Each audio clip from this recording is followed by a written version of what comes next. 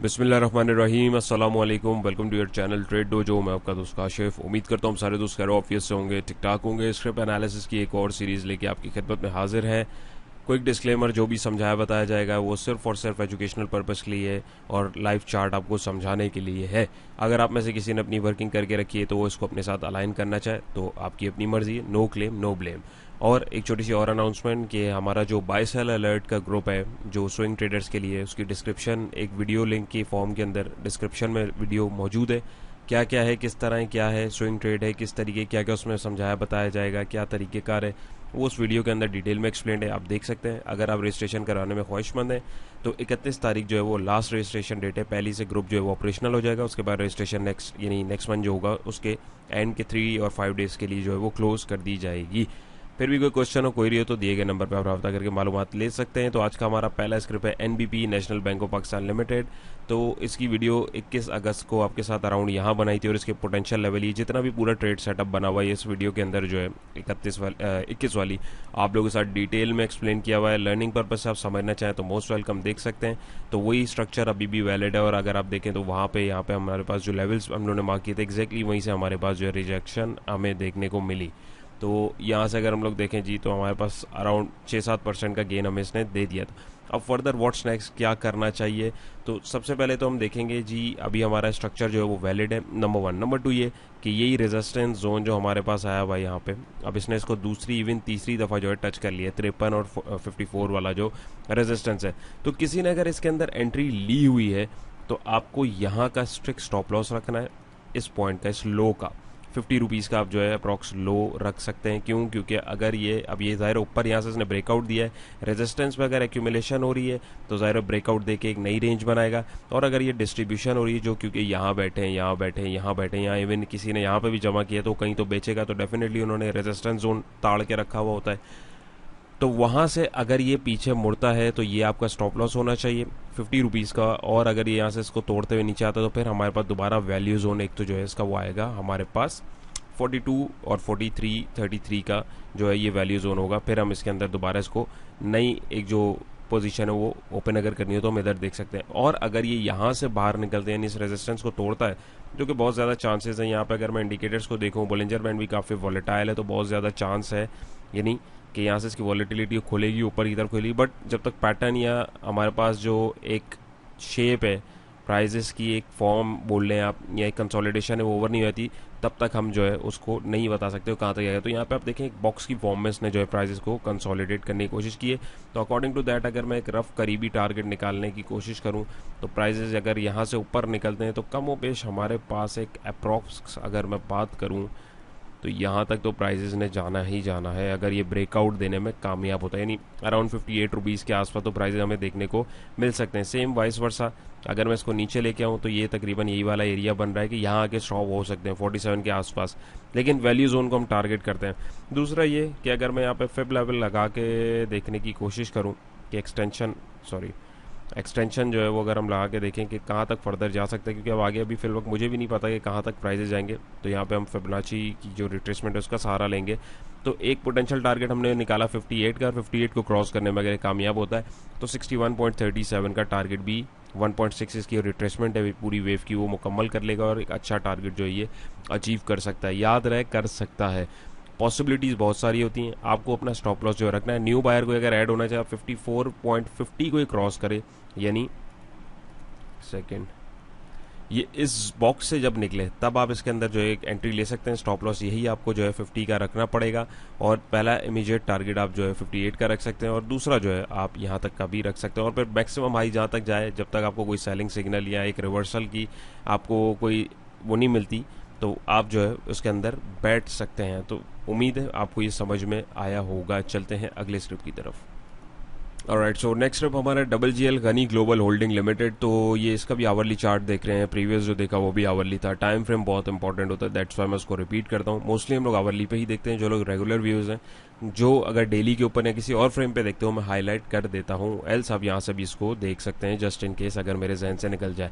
तो यहाँ पे अगर हम देखें जी तो ये एक बहुत डाउनवर्ड मोमेंटम से चलता हुआ आ रहा था। ये मैं आपके साथ इसको दिखाऊँ तो ये देखें, ये यहाँ से मैंने ट्रेंड लाइन को जो है कनेक्ट किया है। देखें ये एक यहाँ से स्टार्ट हुआ, फिर रेजिस्ट इधर से हुआ, फिर इधर से हुआ, फिर इधर से ही रेजिस्ट हुआ, फिर हुआ, तो ये अभी एक रेजिस्टेंस जोन इसके पास जो एक लॉन्गर व्यू पे एक ट्रेंड लाइन का मैं बोलूँ तो वहाँ से ही निकला है, और अब ये एक लंबी कंसोलिडेशन में चल रहा है। प्राइजेस ये देखें एक छोटे छोटे एक रेंज के दरमियान ही फ्लक्चुएट कर रहे हैं। तो यहाँ पे ऐसे इसमें मेरे हिसाब से तो ऐसी रेंज में अगर कंसोलिडेशन हो रही हो तो उससे दूर रहना चाहिए, क्योंकि उसमें पता नहीं होता कि कितनी लंबी कंसोलिडेशन होगी। यहाँ पे अगर आप देखें तो 26 जुलाई से ही चल रही है और स्टिल हमारे पास 28 अगस्त आ गया, तो पैसा आपका पार्क हुआ ही नहीं, वो मुश्किल से ₹1 की रेंज के दरमियान ही फ्लक्चुएट कर रहा है। एक अच्छा मोमेंटम, यानी अभी अगर रेंज की मैं बात करूं तो यहाँ पे 8.76 और 8.83 का एक सपोर्ट जोन बना हुआ है, और 932 और 940 के बिटवीन एक रेजिस्टेंस जोन बना हुआ है। अब प्राइजेस जब तक इस जोन से बाहर नहीं निकलते तब तक हमें जो है इससे दूर रहना चाहिए। बट अगर किसी ने अगर एंट्री ली हुई भी है कोई, यानी अगर ट्रेंड लाइन का ब्रेकआउट लेके ली हुई है, तो आप यहाँ का 8.75 का स्टॉप लॉस रख सकते हैं और करीबी टारगेट ₹9 या ₹9.40-30 के बिटवीन में रख सकते हैं। मेरा मशवरा है कि अभी ना रखिए, और ये जब इस रेंज से बाहर निकलेगा ना, इस वाली रेंज से 940 या इवन बल्कि 950 में विक के हाई तक इसको बोलूँगा, तब हम इसके अंदर एक अच्छा स्पाइक देख सकते हैं, और वो स्पाइक हमें ईजीली जो है इस रेजिस्टेंस तक जो है वो दिखा सकता है लगभग ₹10 के आसपास, या उससे पहले अगर मैं देखूं तो ये एक सपोर्ट जोन हमारे पास बन रहा है, जहाँ पे देखिए इसको अगर मैं देखूं तो इसने इसको ड्रिल किया है। तो ये हमारे पास एक अराउंड इधर एक करीबी टारगेट ₹9 फिर 60 पैसे का बन सकता है, और अगर इसको भी कामयाब हो जाता है क्रॉस करने में तो ₹10 का हमारे पास एक नीट एंड क्लीन हमें टारगेट देखने को मिल सकता है। लेकिन जब ये रेंज से बाहर निकलेगा, प्राइजेस जो है वो रेंज में जब तक होते हैं तब तक कुछ भी नहीं बोल सकते, क्योंकि वो कंसोलिडेशन होती है। तो कंसोलिडेशन कब ओवर होगी ये किसी को भी नहीं पता, किसी को भी नहीं पता होता है कब ओवर होगी, लेकिन उसके कुछ सिग्नल्स आपको मिलना शुरू हो जाते हैं, वॉल्यूम बढ़ना शुरू हो जाएगा, रेजिस्टेंस के पास जाके जो है प्राइजेस जो है उसको तोड़ने की कोशिश करेंगे। जैसे 2-3 दफ़ा यहाँ पे अगर आप देखेंगे, 1 दफ़ा, 2 दफ़ा, 3 दफ़ा, इवन यहाँ पे छोटा अगर आप देखें 4-5 दफ़ा, तो ये एक बड़ा स्ट्रॉन्ग रेजिस्टेंस है। तो जब भी प्राइजेस एक स्ट्रॉन्ग रेजिस्टेंस को तोड़ के बाहर निकलते हैं तब हमें एक अच्छा स्पाइक हमेशा देखने को मिलता है। वो फिर ये इतनी लंबी कंसोलिडेशन है ना, ये हो सकता है 1 से 2 कैंडल में यहाँ तक पहुँच जाए। इतनी दफ़ा आप लोगों को मैंने एग्जाम्पल्स दिखाई हैं, तो ये कोई रॉकेट साइंस नहीं है। बस आपको प्राइस का जो स्ट्रक्चर है उसको रीड करना है, और उसके अगेंस्ट जो है, यानी उसके अकॉर्डिंग आपको अपना स्टांस लेके अपनी ट्रेड को प्लान करना है। तो फिलहाल अभी जो है इसको छोड़ दीजिए, लेकिन जो यानी लंबे इन्वेस्टर हैं जो कंसोलिडेशन पे माल जमा बेसिकली कर रहे होते हैं जो कंसोलिडेशन के टाइम पे, तो वो यहाँ पे जो है एक छोटे से स्टॉप लॉस के साथ इन लेवल्स को जो है अपने हिसाब से देख सकते हैं। तो चलते हैं अगली स्क्रिप्ट की तरफ। ऑलराइट, सो नेक्स्ट स्टेप हमारा है मारी मारी पेट्रोलियम कंपनी लिमिटेड। तो इसमें यहाँ पे आप देखेंगे तो इसने जो है बल्कि यहाँ पे अनाउंसमेंट कब की करी हुई है, आने वाले दिनों में। खैर, तो यहाँ पे अगर हम देखें इसका डेली चार्ट देख रहे हैं तो इसने यहाँ पे गड़बड़ी क्या कर दी है। गड़बड़ी से मुराद कि यहाँ पे अगर आप देखें तो इसने एक सपोर्ट जोन बनाया हुआ था 2550 के ऊपर। काफ़ी बड़ा स्टॉक है ये इन्वेस्टर जो होते हैं बेसिकली वो इनमें एंट्री लेते हैं। ट्रेडर्स हजरात जो हैं वो इस तरह के स्टॉक के अंदर मेरे हिसाब से, इवन मैं तो खुद काम नहीं करता, यानी इतना बड़ा एक स्टॉक है उसके अंदर क्वांटिटी कितनी आएगी, लेकिन कुछ लोग जो काम करते हैं उनकी अपनी मर्जी होती है, मैं रेकमेंड नहीं करता हूँ। तो इन्वेस्टर्स का ही बेसिकली ये आइटम है। तो यहाँ पे अगर हम लोग देखें तो यहाँ पे इसने जो एक कंसोलिडेशन बनाई, रेंज अगर आप देखेंगे तो तकरीबन 2542 और 2769, यानी काफ़ी एक लंबी रेंज इसने जो है बनाई है ₹200-250 के बिटवीन में। तो ये देखें उसमें कंसोलिडेट होता रहा, यहाँ से इसने एक ज़बरदस्त ब्रेकआउट दिया अर्निंग के बाद, और यहाँ से फिर इसने एक इधर तक गैप क्रिएट किया। यानी अगर आप देखें तो ये अगर मैं आपको गैप दिखाऊं तो अराउंड ये हमारे पास ₹250 से ऊपर, यानी ₹277 का गैप इसने क्रिएट किया, और यहाँ पे इसने लॉक लगाया। फिर इसने एक रेजिस्टेंस क्रिएट किया ₹3463 पे। अब ये वहाँ पे फ्लक्चुएट कर रहा है। अब इसने इसी तरीके की ऊपर रेंज बना ली है 3463 और 3135। तो ये भी एक अच्छा खासा डिफरेंस है। तो किसी ने अगर इसके अंदर एंट्री लेनी है या ली हुई है तो वो एक चीज़ दिमाग में रखे, भाई गैप आप लोगों को पता है कि गैप सूनर और लेटर फिल ज़रूर होते हैं। तो ये इतना बड़ा एक जो गैप है ये हो सकता है आने वाले 1-2 हफ्ते में गैप फिल हो जाए, हो सकता है 1-2 महीने में भी फिल ना हो, कुछ पता नहीं, क्योंकि अभी इसकी चाल एक जो है ऊपर की ज़बरदस्त बनी हुई है, कंटिन्यू ये ऊपर की तरफ चलता हुआ जा रहा है। तो यहाँ पे अगर हम लोग देखें तो अभी किसी ने अगर इसमें एंट्री ली हुई है तो आपको स्ट्रिक्ट स्टॉप लॉस 3300 का रखना चाहिए इस कैंडल के ओपन प्राइस का। क्यों? क्योंकि अगर ये इससे नीचे आता है तो भाई फिर ये 3139 के बिटवीन इसका एक सपोर्ट जोन बनेगा, या ये फिर इस गैप को फिल करने के लिए भी जा सकता है। और जाहिर है आप लोगों को इस चीज़ का पता लग गया होगा अगर आप रेगुलर व्यूअर्स हैं कि प्राइसेस रेजिस्टेंस तोड़ती हैं तो उसको एक दफ़ा सपोर्ट के तौर पर टेस्ट करने दोबारा आती हैं इसको ट्रेंड को कंटिन्यू करने के लिए, तो ये भी पॉसिबिलिटी बन सकती है। तो आपको अपना स्टांस जो है बड़ा सोच समझ के लेना, अंधाधुन ये नहीं कि प्राइस बढ़ रहे हैं तो बैठ जाएं, सारी चीज़ें देख के कैलकुलेट करके उसके बाद आपको अपनी जो है वो बनानी पड़ेगी। और किसी ने एंट्री ली हुई है तो अभी करीबी टारगेट आपके पास ये 3450 का आपके पास आ रहा है ईजिली, और अगर ये इस रेंज को भी कामयाबी के साथ क्रॉस करने में कामयाब हो जाता है तो एक नई रेंज है, एक नया डायरेक्शन में देखूँ तो एक रफ अगर मैं एक एस्टिमेटेड टारगेट इसमें निकालने की कोशिश करूं तो कम उपज आने वाले दिनों में 3700 के आसपास भी हमें जो है जाता हुआ दिख सकता है, क्योंकि एक अप ट्रेंड में नंबर 1, नंबर 2 ज़बरदस्त ब्रेकआउट दिया है, और ये जो इसने गैप क्रिएट किया है ये एक रनअवे गैप क्रिएट किया है। तो रनअवे गैप तभी होता है जब कोई एक तगड़ी न्यूज़ हो या एक अच्छा फंडामेंटल रिजल्ट आ जाए। जैसे यहाँ पे अगर हम देखेंगे तो यहाँ पे इसने जो है अर्निंग्स भी बड़ी ज़बरदस्त दी हैं, फिर डिविडेंड भी अच्छा दिया, फिर बोनस भी दिया, तो एक ये एक्स्ट्रा ऑर्डिनरी एक परफॉर्मेंस थी, तो उसके बिहाफ के ऊपर दिया। तो इन्वेस्टर्स को जो है यही चीज़ें चाहिए होती हैं, तो वहाँ पे जो है इन्वेस्टर जो है इस तरीके की जितने भी स्टॉक्स हैं उनकी तरफ वो फिर मुतवज्जे होते हैं। तो ये इसका पोटेंशियल सिनेरियो है, और इसको मैं दोबारा आवरली पे कर दूं ताकि हम लोग अभी नेक्स्ट जो चल रहे हैं, क्योंकि आवरली पे देखें इतना खास समझ में कुछ नहीं आ रहा। दैट्स वाई चार्ट जिस फ्रेम में आपको क्लियर हो रहा हो, जिधर आपको समझ में आ रहा हो, आपने जस्ट उधर जो है अपनी एंट्री बनानी है। ज़बरदस्ती किसी छोटे फ्रेम पे या किसी फ्रेम पे जिसमें आपको चार्ट या वर्किंग नहीं समझ आ रही है, आपको उसके अंदर एंट्री बनाने की कतअन कोई ज़रूरत नहीं है। चलते हैं अगले स्क्रिप्ट जी। तो नेक्स्ट स्टेप हमारा है BHL बैंक अल हबीब लिमिटेड। तो यहाँ पे भी इसकी हम आवरली वर्किंग को सबसे पहले समझेंगे।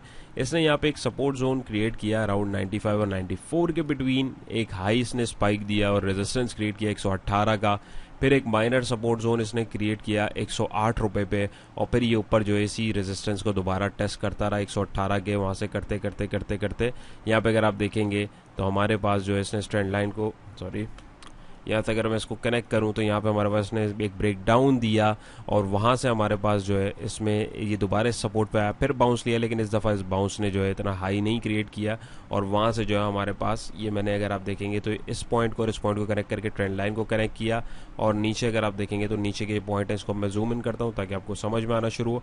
तो यहाँ पे अगर हम देखेंगे तो चैनल की फॉर्मेशन देखने को मिली, और करते करते चैनल के बॉटम पे आ रहा है, तो वहाँ पे हमें देखने को मिल रही है बाइंग, फिर बॉटम पे आया और जो है ऊपर टॉप के पास जाके अभी जो है दोबारा रिजेक्ट हो रहा है। तो अभी फिल वक्त इसके अंदर क्या करना चाहिए और क्या हो सकता है, एक सेकेंड। तो अभी करंट सिचुएशन के अकॉर्डिंग आप देखें इसने जो है नीचे आते आते कैसा एक लंबी विक छोड़ी है, और कितना तगड़ा वॉल्यूम अगली कैंडल्स के अंदर दिया है। वो कहाँ दिया है, सपोर्ट जोन के ऊपर आगे। क्यों? क्योंकि मेरे और आपकी तरह 10 बायर इस पर नज़र रखे, और एकदम अगर आप देखेंगे तो जैसे जिगजैग नीचे गिरता हुआ आ रहा था, अब जो है ये साइडवेज चला गया। तो इसका बहुत ज़्यादा मतलब ये होता है कि यहाँ से ब्रेकआउट हो सकता है। याद रखिएगा, हो सकता है नहीं। तो अभी ब्रेकआउट कहाँ तक हो सकता है? नंबर 1, सबसे पहले तो अगर मैं देखूँ तो ये वाला हाई एक मेरे नज़दीक आ रहा है, सबसे पहले ज़ाहिर है इसको क्रॉस करना है। तो अगर ये किसी ने एंट्री ली हुई है तो 95 का स्ट्रिक्ट स्टॉप लॉस रखे, क्योंकि अगर इसको तोड़ता है तो ये चैनल के बॉटम पे अपना जो एक मोमेंटम बन रहा है उसको कंटिन्यू कर सकता है, नंबर 1। नंबर 2, ये अगर ये ब्रेकआउट देता है तो अभी ये इस वाले हाई को टेस्ट करने 103 या 100 रुपये के पास जा सकता है। क्यों? क्योंकि इसने यहाँ पे इतना बड़ा एक जो गैप जो है क्रिएट किया हुआ है, नीचे गिरते गिरते एकदम बहुत ज़्यादा गैप क्रिएट किया, तो वहाँ पे जो है ये इस गैप को एडजस्ट करने में जा सकता है। और अगर ये इस चैनल की हुदूद से बाहर निकलने में कामयाब हो जाता है तो हमारे पास 108 का दूसरा टारगेट हो सकता है, जो कि ये जो सपोर्ट जोन इसका पीछे हमारे पास बना हुआ आ रहा था, जहाँ पे इसने 2 दफ़ा इसको ऑनर किया है। ये अगर आप देखें तो ये यहाँ पे इसको एक दफ़ा रीटेस्ट करने के लिए प्राइस जो है दोबारा जा सकते हैं। तो 108 तक का टारगेट भी हमें देखने को मिल सकता है, और अगर बहुत मूड में हुआ तो 118 का, यानी जो हाई है इसका फिर अभी यहाँ तक का, तो ये इस तक भी हमें जाते हुए दिख सकता है। ये सब तब है जब एक अच्छा तगड़ा मोमेंटम हो और प्राइसेस जो है वो ब्रेक आउट दें। एल्स अगर ये ट्रेंड इसको यानी तोड़ता हुआ जाता है और इस सपोर्ट को तोड़ देता है तो फिर ये दोबारा चैनल के बॉटम के पास हम इसमें देखेंगे कोई अपॉर्चुनिटी अगर बनेगी। तो ये अभी फिलहाल इसका सिनेरियो है। कोई अगर अपने हिसाब से रिस्क लेना चाहे तो वो ले सकता है। वॉलेटिलिटी बोलिंजर बैंड देखें बहुत ज़्यादा दिखा रहा है, तो बहुत ज़्यादा चांस है कि यहाँ पे जो है ये हो सकता है चैनल के बॉटम पे आके इन लेवल्स को अचीव करने के लिए जाए। बट मार्केट है, कुछ भी हो सकता है। मैंने आपको दोनों चीज़ें समझा दी और बता दी। किसी ने अगर एंट्री ली हुई है तो उसको भी, कोई लेना चाह रहा है उसको भी, तो उसके अकॉर्डिंगली आप जो है अपने ट्रेड प्लान को मैनेज कर सकते हैं। चलते हैं अगले स्क्रिप्ट की तरफ जी, तो नेक्स्ट स्क्रिप्ट हमारा है एंग्रो कॉरपोरेशन लिमिटेड। तो यहाँ पे अगर हम लोग देखें इसकी वर्किंग को, तो यहाँ पे इसने एक सपोर्ट जोन क्रिएट किया 324 और 327 के बिटवीन। फिर इसने एक हाई क्रिएट किया अराउंड 348 पे, वहाँ से नीचे आया ऐसी सपोर्ट जोन पे, वहाँ पे ये फुदकता रहा, फिर बाइंग यहाँ पे आती रही। फिर इसने एक बाउंस दिया, लेकिन इस दफ़ा जो है इसने लोअर हाई क्रिएट किया, इधर तक ये नहीं जा पाया। और जहाँ से मैंने स्ट्रेंड लाइन को प्लॉट किया, फिर अगली दफ़ा स्ट्रेंड लाइन ने ही रेजिस्टेंस दी, फिर दी, फिर दी, फिर दी, करते करते इसने सपोर्ट जोन पे आके फिर बाइंग करने की कोशिश करी, ऊपर करने की, और इसने इसको तोड़ा। नीचे 311 की एक नई सपोर्ट पर इसने डिफाइन करी। तो अकॉर्डिंग टू पैटर्न, जो लोग पैटर्न को समझते हैं, यहाँ पे हमारे पास जो है एक डिसेंडिंग ट्रायंगल पैटर्न की फॉर्मेशन हुई है। ये देखिए, अगर आप लोग पैटर्न्स को समझते हैं तो उसके अकॉर्डिंग अगर हम लोग एक प्राइस एक्शन के अकॉर्डिंग टारगेट यहाँ से निकालें, मैंने एक एस्टिमेटेड टारगेट निकालने की कोशिश करी है, तो वो ऑलमोस्ट जो है थोड़ा नीचे तक बन रहा है। लेकिन अगर हम यहाँ पे भी देखें पॉइंट्स जो मैं अगर कनेक्ट करता हूँ, यानी मैं इतना एक लंबा टारगेट नहीं लेता, एक छोटा टारगेट भी यहाँ से लूँ, तो अराउंड यहाँ तक देखें वो कैसा एग्जैक्ट यहाँ आके बैठ रहा है। लेकिन अगर आप इसको इग्नोर भी करते हैं, मीनवेल आप इसके अकॉर्डिंग नहीं भी देख रहे, डजेंट मैटर। तो प्राइजेस ने एक माइनर सपोर्ट 311 की बनाई और वहाँ से अब बाउंस लिया। तो अब किसी ने एंट्री ली हुई है 317 के ऊपर, तो आपका 311 का स्ट्रिक्ट स्टॉप लॉस होना चाहिए, क्योंकि इसने एक डाउनवर्ड ट्रेंड जो है उसको कंटिन्यू किया हुआ है।